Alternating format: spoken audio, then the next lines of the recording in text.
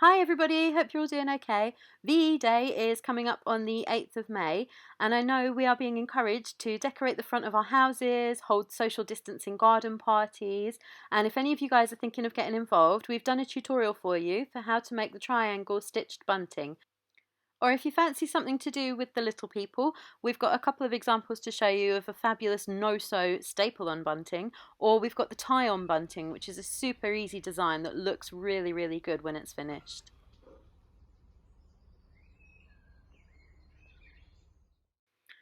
Okay, so the first thing you're going to need for the stitched bunting is your fabric and a cereal box. Make yourself a triangle template, and you can use tailor's chalk to trace this onto the fabric you're going to be working with. Trace on all the triangles so you're ready. Once you're done, cut them out. You're going to need 2 pieces per colour of bunting that you're making. Lay these 2 pieces together with the patterns on the inside. We're going to be working with the wrong side of the fabric facing us. Once you've got them in place, make sure you've pinned them nice and securely, and then it's time to get them under the machine. Stitch all around the edges, making sure that you leave a nice gap at the top because you're going to need to turn these right side out when you're finished. Snip the tip off at the bottom. This will make the bunting hang a lot neater and it'll be a lot less heavy on the bottom when it's put back together. Once you're done, turn it the right way out. It really, really helps to use a pencil just to poke the edges, just to make sure you've got them nice and flat. And it's really important to iron your work once it's done. So once you've got it ironed and it's all ready to go, you need some bias binding to hang the bunting from. We're using a nice red cotton bias binding for ours. So prepare your bias binding, fold it in half and get it under the machine. Using a straight stitch, stitch the gap down in between where the bunting is going to go. Next, you need to lay your bunting in place in between the bias binding.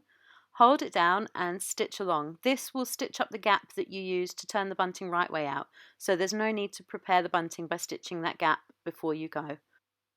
Keep stitching the bias binding and add in your next triangle further along whenever you're ready. And there you have it, a beautiful handmade bunting decoration ready for VE Day. Now, if you fancy something a little bit simpler to do with the kids, you could always go for one of the no-sew versions.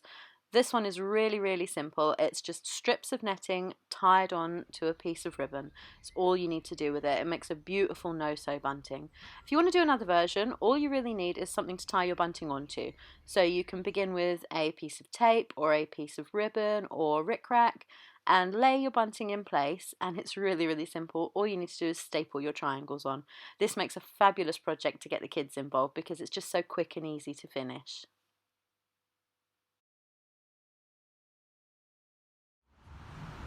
Hi everybody, we thought we'd just do you a quick video just so that you can see some of the fabrics we've got available if you are making VE Day decorations or bunting or anything to do with celebrating VE Day.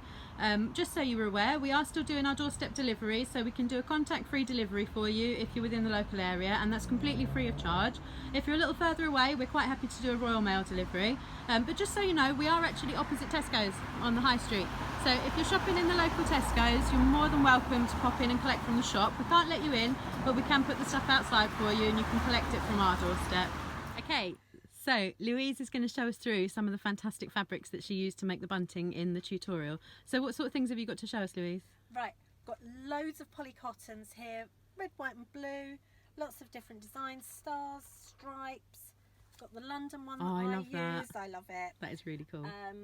Lots of different ones, so if you want to make the bunting like I've shown in the tutorial, then go for it.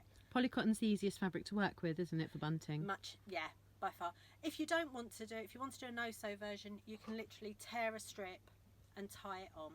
Fantastic. That will work. I've just realised I've got my doodle They look poppers on amazing. again. They look amazing. I'm going to quickly show you how to make them. They are so simple. Headband, pipe cleaner, pom-pom. Pipe cleaner, halfway, twist it on, give it a little bit of a twist going up, pop the pom-pom in, near the top, give it another little twist, little twist there, holds it all in, and now that's fantastic. three-headed doodly popper. I love it. I love it. Other things. So what else have we got? Brilliant for getting the kids to make. If you're going to have a picnic outside, we've got some other fabrics. We've got some ginghams. We've also got a really nice quilted one, which will be brilliant just to put down and sit on, just in red, but it will look fabulous. We've got a few Union Jack flags. Haven't got many, so they will fly. So Well, that's the last of them, isn't it? Quick. Yep, that's the last of those. We've got some Union flag fabric. Lots of those. Can you show us? You did a really cool tie-on bunting on the tutorial. What was it you used to do that? So easy. Use this stuff that we've got. It's actually bookbinder's scrim, but we've got some packages of it. It's just £1 for miles. That's really lightweight as well. That's perfect. Really light. It's really strong. You can tie that on. You can tie bits onto it. Yeah. So that's a good project for kids, isn't it? Just getting them involved with tying bits on. Brilliant. We've got chiffons and satins pre-cut, so you can tie bits of those on. We've got some felt packs, all red, white and blues. You can tie those. You could do collage. You don't have to worry about doing fancy triangles. You could do squares. You could use bits of A4 paper, add things onto it. Oh, that's brilliant. If you want, you can make pom-poms. So we've got red, white and blue wool. Oh, the pom-pom maker. Can I zoom in on that? They're brilliant. Pom-pom makers. Pom-pom makers, we love them. So much easier than the way we used to do it with a cardboard circle. Oh, fantastic. You can make hundreds really quickly. What's that little white bow I can see? This one, we've got these pull-up bows. They're really easy. You literally slide it up. Makes a little bow like that. If you wanted to make sort of rosettes or things, you can use the net for that. That's fantastic. Just make a puffy thing and tie that on, add that on. You could also use net to wrap around your door like people do at Christmas. Okay. Make door bows. Oh, that's a really good idea. So we're going to do all of this in the shop, aren't we? We are going to decorate ready for VE Day in the shop this year. We're totally going to be ready for VE Day. I'm looking forward to it. Okay, so thanks very much everybody for watching, and do remember, if there's anything you need from us for your VE Day decorations, just give us a call. We're still doing our free local delivery. So thank you, and we'll see you soon. Bye.